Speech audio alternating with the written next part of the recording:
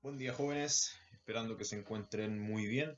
Vamos a comenzar con este video que tiene como finalidad tratar de comparar las principales características entre la Edad Media, que fue vista el año pasado en séptimo básico, con lo que el contexto general de lo que estamos viendo en este momento, que es la Edad Moderna. Eh, para eso les puse este pequeño recuadro en el que ustedes pueden ver los diferentes criterios: política, economía, sociedad y esta macrovisión, ¿cierto? Visión del mundo, para poder comparar una época con la otra.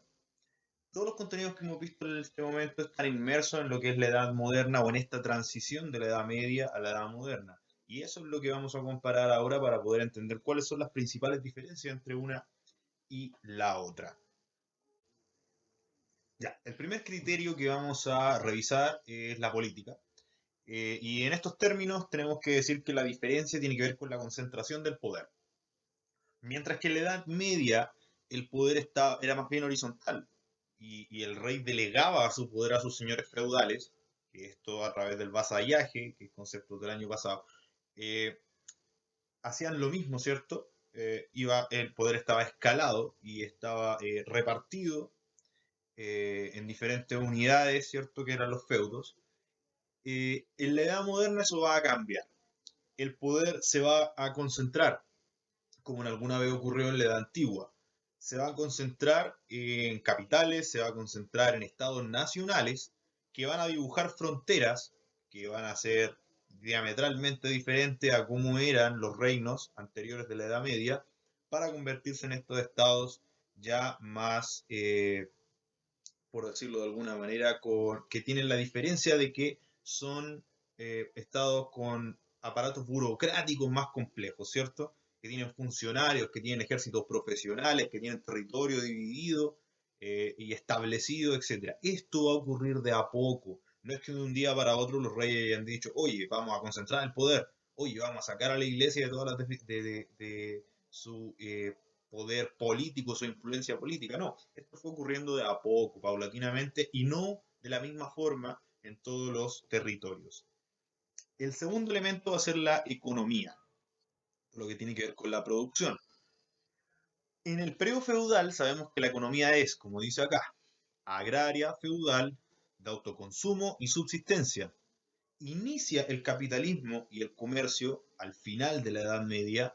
Sin embargo, no es el sistema productivo o no es la estructura económica que va a primar, sino que va a ser esta economía del feudo, esta economía de subsistencia, ¿cierto? De producir para subsistir. Mientras que, a diferencia en la edad moderna, el predominio va a ser del comercio y del capitalismo, ¿ya?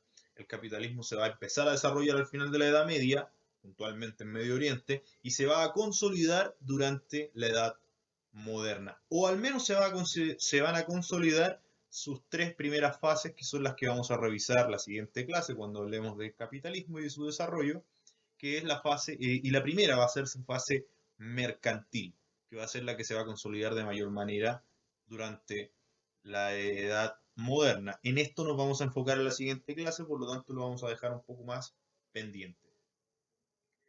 Mientras que la sociedad, que también tuvo importantes cambios, pasó de ser estamental, quiere decir que, recuerde, si usted nace en un sector social, campesino, por ejemplo, usted se va a morir en esa condición. Usted no existe la movilidad social. No existe el concepto de meritocracia para cambiar de estado o de estamento o de clase social. En esta época no hay clases sociales en la época medieval, sino que hay estamentos. Son mucho más rígidos y están definidos por otros elementos que tienen que ver con el nacimiento, con la sangre, etcétera. Es una economía rural fundamentalmente. La población está volcada hacia el campo y no hacia las ciudades, como también sí pudo haber ocurrido en épocas anteriores, durante la Edad Media. Se hace un pequeño paréntesis donde se abandonan las ciudades y de forma figurativa, ¿cierto? Las ciudades siguen funcionando, los burgos, pero ya no son el lugar donde se concentra mayor población, eso es en el campo. existen los vínculos de vasallaje o contrato social, además de la formación de este sector burgués. Recordemos que la burguesía no tenía, o era un sector muy pequeño durante la época medieval, y poco a poco se fue consolidando, se fue ganando su espacio en la sociedad, fue cada vez siendo más válida como sector social, y de a poco se fue consolidando hasta llegar a la edad moderna, donde incluso vamos a terminar nos vamos a dar cuenta que las grandes revoluciones son de hecho guiadas por la burguesía, que es este sector social mercantil, ¿cierto? Y que está estrictamente asociado al capitalismo, que lo vamos a revisar posteriormente. La sociedad moderna, si bien sigue marcada por los estamentos, no podemos cambiar la estructura social de un día para otro. Sí va a ir ganando, sobre todo en diferentes territorios, ¿cierto? Los territorios que vamos a ver más adelante cuando especifiquemos en sectores o en países puntuales, puntualmente en Francia, por ejemplo, la sociedad estamental cada vez se va a ir debilitando y va flexibilizando y va generando este tipo o este grado de movilidad social. Va a aparecer el sector obrero de a poco, y eso va a tener que ver con el desarrollo de la burguesía y de los tres estados, que va a ser, eh, digamos, el pueblo, en el caso de Francia puntualmente, el pueblo, que incluye a la burguesía dentro del tercer estado, el clero, que va a ser el segundo estado, y el primer estado, que va a ser los nobles. En cuanto a la visión del mundo, hay hartos elementos que tenemos que revisar. Tenemos que recordar que la sociedad medieval era una sociedad altamente religiosa, eh, y puntualmente católica. Había una unidad religiosa en Europa que hizo que ese vacío de poder que dejó el emperador de Roma, ¿cierto? O los emperadores de Roma, occidental y oriental, ese vacío de poder fue llenado por el Papa, por la Iglesia, y va a generar esta unidad que va a como condensar, ¿cierto?, a la sociedad y a la cultura europea durante estos 1000 años que dura la Edad Media. Sin embargo, y por eso mismo, es una sociedad teocéntrica. Es una sociedad que, como indica su nombre en términos etimológicos, está centrada en las creencias religiosas, ¿cierto? Explica el mundo a través de la religión, a través de lo espiritual, y evidentemente se centra su filosofía en los estudios de la religión católica. Y evidentemente la población no se desplaza de mayor manera, ¿cierto?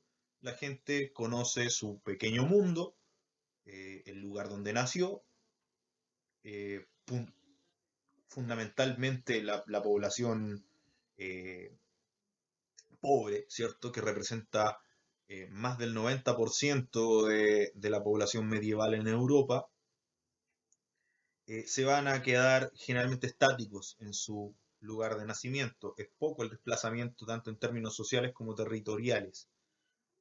Mientras que en la Edad Moderna ya podemos hablar del término antropocentrismo. Cuando revisamos el humanismo y el Renacimiento, nos dimos cuenta que el antropocentrismo era esta como idea de que ya la forma en la que el ser humano iba a solucionar sus problemas ya no, o sus necesidades ya no iba a ser encontrada en las escrituras antiguas, ¿cierto? En las creencias religiosas, sino que en el hombre. El hombre iba a volver a ser el centro del universo de alguna manera, eh, y se va a crear todo un aparato filosófico para justificar esto, ¿cierto? Y para apoyar esto, que es volver a poner al ser humano en el centro de atención y no la religión como había sido durante la Edad Media.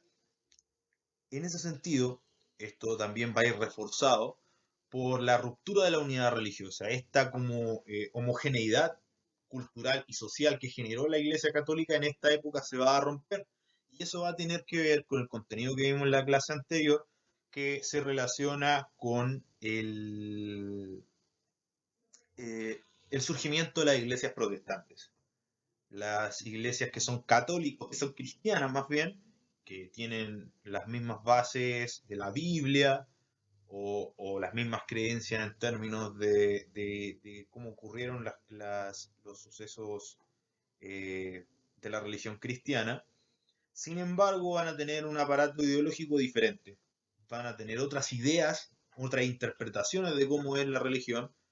Como ya vimos, hay tres principales. Está la de Lutero, la de Calvino y está la de Enrique VIII, ¿cierto? El anglicanismo, que lo vimos en el PowerPoint anterior. Eso va a fragmentar la cultura europea y va a generar que los países tengan o estos nuevos estados nacionales tengan eh, nuevas creencias y nuevas formas de entender el mundo, eh, lo que va a producir que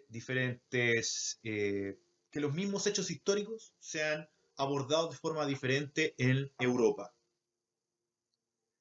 Y evidentemente van a aumentar los viajes de exploración, al punto de que en el siglo XV, a finales del siglo XV, se va a descubrir, o los europeos más bien, van a llegar por primera vez a América.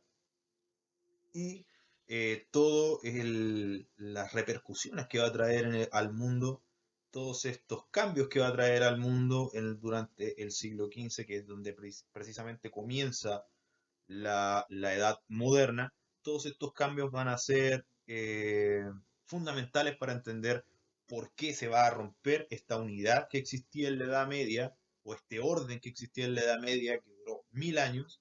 El descubrimiento de América va a hacer este como cambio, este quiebre, que va a generar lógicas nuevas en Europa, va a incorporar nuevos elementos al comercio, va a dinamizar la economía, va a cambiar la cultura, y que finalmente de a poco va a ir modificando el devenir histórico tanto de Europa como de América. Ambos fueron fuertemente golpeados y sacudidos por el tema del descubrimiento o la llegada de Colón a América. Y esos viajes a América, África y Asia lo que van a hacer es un gran impacto en la economía, un gran impacto en la política y sobre todo en la forma en la que las estructuras medievales se van a ir debilitando al punto que ya los cambios van a ser inevitables.